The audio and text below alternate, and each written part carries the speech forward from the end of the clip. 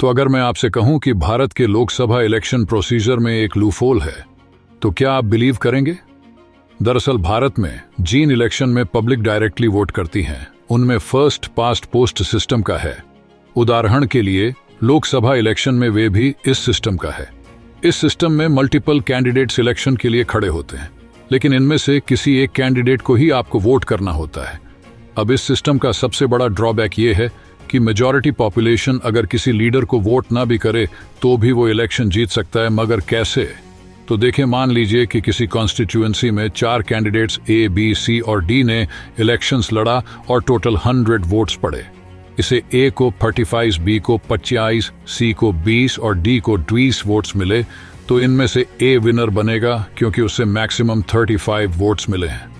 लेकिन यहाँ कैच ये है कि 35 लोगों ने भले ही ए के लिए वोट किया हो, लेकिन 65 लोग ऐसे हैं जो ए को विनर नहीं बनाना चाहते हैं। इसके बावजूद मेजॉरिटी लोगों की चॉइस के अगेंस्ट एक कैंडिडेट विनर डिक्लेयर कर दिया जाएगा। यानी असल में यह सिस्टम डेमोक्रेसी के ट्रू एसेंस को नहीं दर्शाता।